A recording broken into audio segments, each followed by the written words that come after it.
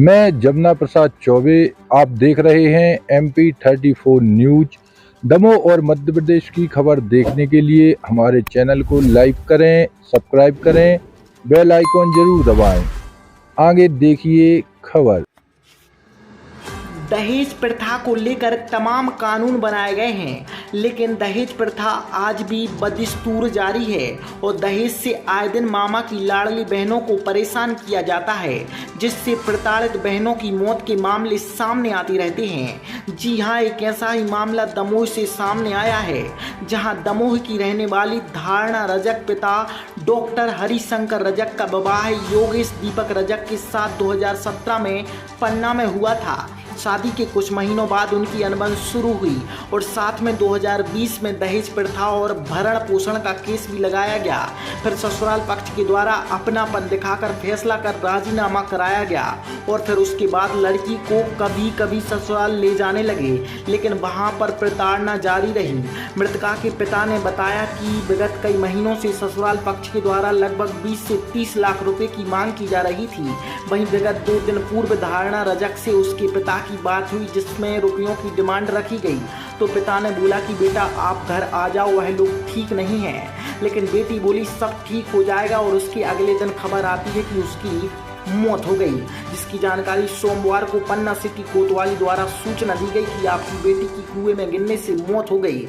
मृतिका के पिता ने बताया कि लड़की के ससुराल पक्ष से किसी प्रकार का फोन नहीं आया और ना ही उन्होंने बताया कि आपकी बच्ची कुएं में डूब गई, और जब हम पन्ना पहुंचे तब ना वह हमसे मिलने आए और ना ही अस्पताल में उन्होंने किसी प्रकार की शव की देखरेख की, जिससे यह पता चलता है कि वह लड़की के मरने से बहुत खुश हैं और उसकी हत्या की गई है। यह आरोप लड़की के पिता ने ससुराल पक्ष पर लगाए हैं।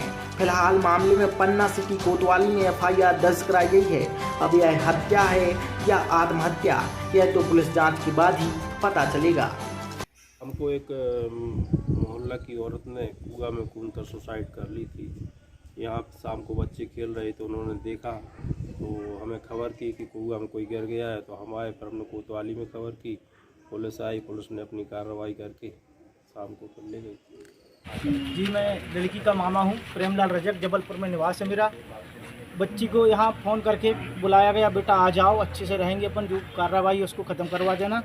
इसके पहले बच्ची जब जिस दिन आई है उसके एक दिन पहले मेरे को फ़ोन लगाई, मामा जी मेरे को वो लोग बुला रहे हैं।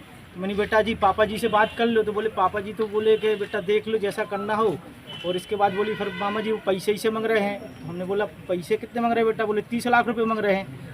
तो 30 लाख रुपए की उनने हमसे बोली, बेटी ने हमारी, कि 30 लाख रुपए चाहिए हमको, तब रखेंगे न तब नहीं रखेंगे।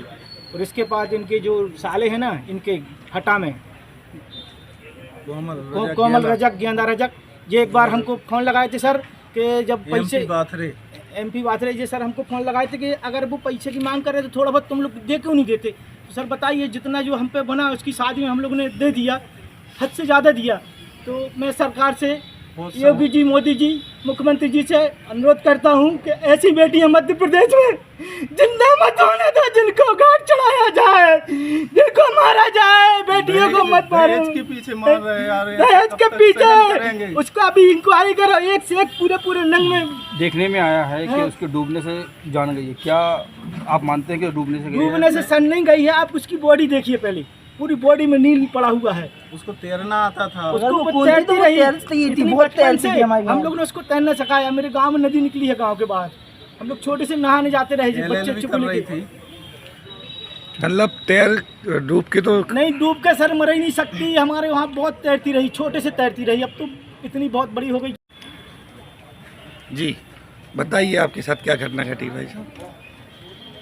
हमारी लड़की पन्ना में शादी की थी, तो हमारे 498 का केस चल रहा था। तो दहेज के लिए इतना परेशान करते थे, इतना 4 व्हीलर गाड़ी चाहिए, पैसे चाहिए। तो ऐसी रिपोर्ट हम लोग पहले से करवा चुके थे।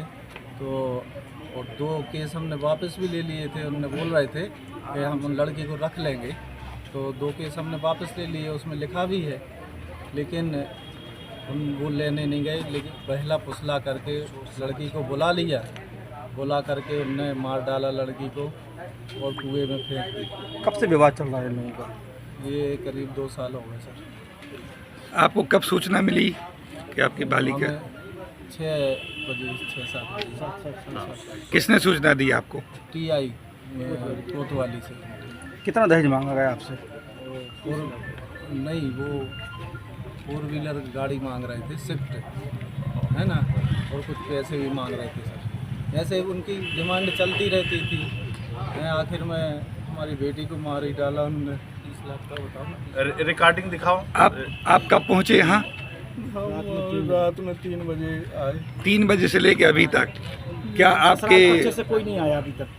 हाँ, कोई नहीं आया अभी तक? ससुराल पक्ष से कोई मिलने नहीं आया, कुछ नहीं। इससे पहले भी कभी आप 3 बार कोतवाली आए हैं? पुलिस हमारा सहयोग कर रही है। इससे पहले भी कभी कोतवाली आए हैं शिकायत करने के लिए? हाँ, यहाँ आए। क्या आश्वासन मिला था उस टाइम का? कह रहे थे सब ठीक हो जाएगा, हम डांटेंगे उनको। लास्ट बार कब बात हुई थी आपकी लड़की से? हमारी 2 दिन पहले हुई थी। क्या बात हुई थी? वो मार रहे, पीट रहे हैं और पैसे मांग रहे। तो उन्होंने बोला था, हमने बोला बेटा हम 2 दिन बाद आ जाएंगे, आप संभालो, है ना, पैसे ऐसे दे देंगे उनको जो भी चाहिए, लेकिन शांति बना के रखो, उनसे बोलो। समदन से बात हुई थी। कितने पक्ष हैं ससुराल में? 4 लोग हैं, कौन कौन? सास, ससुर, देवर और पति। अब आपका प्रशासन से क्या मांग है आपकी? प्रशासन से यही गुहार लगा रहे हैं कि जैसे हमारी बेटी दहेज के पीछे मर गई है, वो और बेटियां ना मर पाए। हम प्रशासन से यही मांग करते हैं कि आरोपियों को सजा दी जाए, कड़ी से कड़ी सजा, जिससे ऐसा कृत्य और दूसरी बेटियों के साथ ना हो सके। जैसी हमारी बेटी चली गई, ऐसी और दूसरों की बेटी ना जा पाए दहेज लोभियों के पीछे। थोड़ा सा जी सर, जो कल रात घटना घटी उसके विषय में बताइए आप। जी हाँ, कल ये एक घराना रजक है जो कि मूल निवासी दमोह की है, जिनकी यहाँ उनकी शादी हुई है। तो कल जगन्नाथ जी मंदिर के कुएं के अंदर जो है वो गिरी, इसकी सूचना मिली थी, जिस पर कि पुलिस ने जा कर के वहाँ लाश को बाहर निकलवाया। जब तक वो ख़त्म हो गई थी, पुलिस वहाँ पहुँची, अपनी SDRF की टीम भी गई थी और उन्होंने निकलवा करके यहाँ जो है कि PM के लिए रखवाया है। और उनके परिजन भी आ गए हैं। PM की कार्रवाई जो है डॉक्टरों की पैनल के द्वारा करवाया जा रहा है और उनके परिजनों से जो भी कथन लेकर के जो भी घटना की वस्तु स्थिति है उसको जानकारी लेकर के और आगे की कार्रवाई की जाएगी। जी सर, देखने में आया कि जहां पर मृतिका पाई गई है उस रास्ते पर लगभग 6 से 8 CCTV कैमरे लगे हुए हैं। जी, क्या उसकी जानकारी अभी तक पुलिस ने निकाली? हाँ, बिल्कुल इन्वेस्टिगेशन जब उसमें होगा तो अभी तो यहाँ पंचनामा और PM कार्रवाई हो रही है।